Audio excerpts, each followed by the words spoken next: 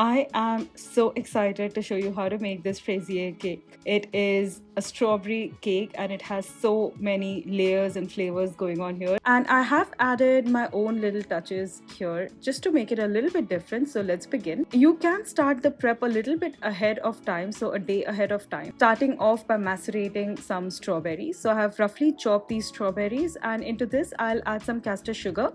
I'll mix it really well, and at this point it does not look like much, but I am going to cover it in cling wrap and pop it in the refrigerator overnight. And the next day the juices from the strawberry will mix with the castor sugar and you'll get a beautiful strawberry syrup from this, and we'll be using that syrup to soak the sponge and the strawberries to add in the center of the cake as a little filling. So I'll wrap this in cling wrap now and pop this in the refrigerator, and then I will let these strawberries macerate and we'll start working on the pastry cream. And this again you can prepare a day before so that the custard or the pastry cream has had plenty of time to just refrigerate and set really well. So in this bowl I have 4 egg yolks. The egg whites can be used to make a beautiful pavlova, which I already have on my channel, so you can check that out. I'm also going to add some cornflour or cornstarch and some castor sugar to sweeten this up. Give it a good whisk. You just want to mix it really well till well combined and then keep it aside. And here in this saucepan, I'm going to heat up some room temperature milk and cream. I've used full fat milk and cream which has at least 35% fat content. And I will gently heat this up on a low or medium low heat. What we want is for the mix to just gently heat up, not to come to a boil. You want to make sure that you are not bringing it to a boil. It should just start to simmer, which means you'll start to see little bubbles start to appear along the edges of the saucepan and the steam coming off from this saucepan as well. That is perfect. And I will take this and I will gently start to temper the egg yolks, which essentially means help bring the egg yolks up to the temperature of the milk and cream by adding this milk mix a little at a time and whisking constantly at the same time. You want to do this because if you add all of the hot milk at once, the eggs will scramble because the temperature will be quite high for the egg yolks to not cook, and you don't want it to cook at this point. You don't want it to scramble. You just gently want to bring the temperature of the egg yolks up. Otherwise you'll just get scrambled eggs, and you definitely don't want that for this recipe. So once you've added all of the milk gently while constantly whisking, you will now place the saucepan back on the stove with the heat off, and I am going to strain this mix into the saucepan again. Straining this is important because there may be a few bits of egg that didn't mix with the milk and cream mix while you were tempering, like so. So it helps catch those bits so your custard is silky smooth. Now we'll turn the heat back on and keep it on the lowest heat setting. You do not want to cook this on a high heat. The custard needs to be cooked on a very low gentle heat. You will stir it first with the spatula and then you will swap it for a whisk and constantly whisk it. Initially it won't look like much, it will look quite runny, but as it continues to cook on a low heat, you will start to see that it comes together really well. It thickens and becomes beautifully custardy like this. At this point you will now transfer this into the container to help it cool down. But once you've done this, you will now add some vanilla extract. In my pastry cream video that I have on my channel, I have used a vanilla bean pod that I use to infuse the milk and the cream. But in case you don't want to use that, this is how you would make it with vanilla extract. You will always add it after you have prepared your custard, because otherwise the flavor of the vanilla will just evaporate as you cook it. So don't do that. Add it after you've made the custard, and then you will add in some cold butter cubes and whisk to emulsify. Now traditionally you would use a creme mousseline, which means you would whip the custard once it has been set with some room temperature butter. I wanted to make a pastry cream filling that was a cross between a creme mousseline and a creme diplomat, which is lightened with some whipping cream. So I have taken the middle route here by whisking in cold butter when the pastry cream is still hot to help it emulsify and make it velvety smooth and glossy like this. And the next day, once the custard custard has set and chilled, I will fold in some whipping cream. So I'm going to take my cling wrap and cover the surface of the pastry cream with the cling wrap after it has cooled down a little bit. You don't want to do it when this is piping hot, and you want to do this so a skin doesn't form on the custard, and you'll refrigerate that overnight. Now the next day we'll work on preparing the Genoise sponge. To make the Genoise sponge, you first want to preheat your oven to 160 degrees Celsius or 325 degrees Fahrenheit, and here in a bowl we will sift in all-purpose flour and cornflour or cornstarch several times to help lighten the dry ingredient mix and help aerate it. So I will be sifting it first in a bowl.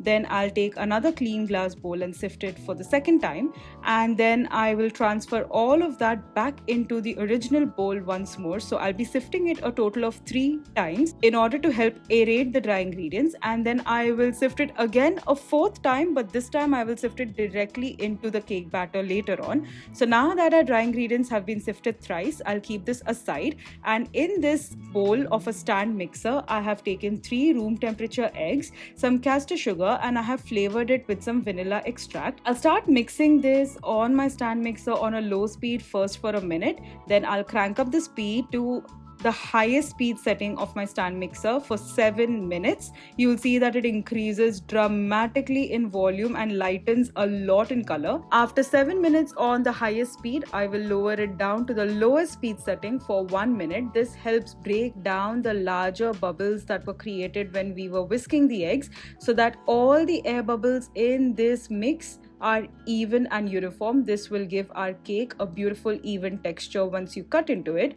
And when you lift your beaters or your whisk attachment, the egg foam should fall like this. It ends up becoming a very thick foam, which is exactly what we want. And now we'll sift in the dry ingredients that we sifted thrice before, and we will sift it in batches. So I won't sift everything in one go or it will weigh down the batter. So I'll sift in a little first, then very gently with a very light hand I will fold the dry ingredients into this egg foam. You want to be sure that you're going all the way till the bottom of the bowl of your stand mixer, because all of the dry flour pockets tend to remain there. So you want to gently fold and go all the way to the bottom, making sure that the flour pockets have mixed with the egg foam. You can see those little bits of flour pockets are very sneaky, so you want to be sure that you do that without deflating the air, because if you fold too much you will deflate this beautiful egg foam and you don't want that. And then you will similarly also add in some edible vegetable oil, which is neutral tasting, again in 3 batches so as to not overwhelm this. You will add it along the sides of the bowl and not directly in the center, or it will weigh the foam down. So add it gently along the sides of the bowl and then fold it in until it has incorporated well. Now, at the risk of sounding like a broken record, I want to keep reiterating the point to be very gentle at this point and not deflate the air. And once everything has combined really well, I'll pour it into a well-greased 6-inch cake tin with the bottom lined with parchment paper. And now you will just shuffle the tin around, tap it firmly against the work surface to release any air pockets, and this will go in the oven at 160 degrees Celsius or 325 degrees Fahrenheit for about 28 minutes. A skewer or a knife inserted in the center will come out clean. You're going to let the cake cool down completely, then slice it into 2 equal parts. And for the purpose of keeping this video to the point, I have already sliced it into 2 parts. Otherwise, this video will go on forever. You can see how foldable this sponge is. So keep it aside while we work on making our pastry cream filling. So I have some whipping cream here, which is really nice and chilled. And on the lowest speed setting, I will whip it to a little less than stiff peaks. My custard here has set beautifully. I'll go in with the same electric beaters on a medium speed for about 15 to 20 seconds to help loosen this up and smooth it out like so. And into this now I'll add a little bit of the whipped cream. On the lowest speed, I'll mix it just for about 3 to 4 seconds, and then I'll add the final bit of the whipped cream, and again on the lowest speed setting just for about 3 to 4 seconds. You don't want to whip any more air into this. You just want to make sure everything is well mixed. And look at this beautiful pastry cream filling. It is a cross between a creme mousseline and a creme diplomat, and it looks velvety and glossy and tastes out of this world. We'll keep that refrigerated till we need it a bit later. And these are my macerated strawberries. When we started making this, it literally looked like nothing. But now look at the beautiful syrup that we've got from the sugar that has dissolved and the juices or the natural juices from the strawberries that have been released. I will gently press the fruit against the strainer to help get rid of any of the syrup. I will also use an acetate sheet to help hold the cake in place. First, we'll start off by soaking this sponge layer. I'll be generous here, but you also want to make sure that you're not soaking it too much to the point that it turns soggy. You just want to make sure that each area of that sponge is well soaked, and then you'll take half chunky strawberries. Make sure that your strawberries are more or less similar size so they look even, and place it along the edges, and then use your pastry cream filling and generously add it not just in the center but also as a glue in between the slices of the strawberry so they stay in place. And then you'll use your palette knife or an offset spatula to just help spread it around and make sure it is glued in place. Then you'll add in the macerated strawberries without the syrup, because the syrup is used to soak the cake, and then you'll cover these macerated strawberries with some more of that pastry cream filling. Be generous at this point, but leave a little for later as well, and just spread it around very evenly, making sure the tip of the strawberries are not visible. They should be fully covered in this pastry cream filling, and then just use your offset spatula to smooth out the surface really well like this.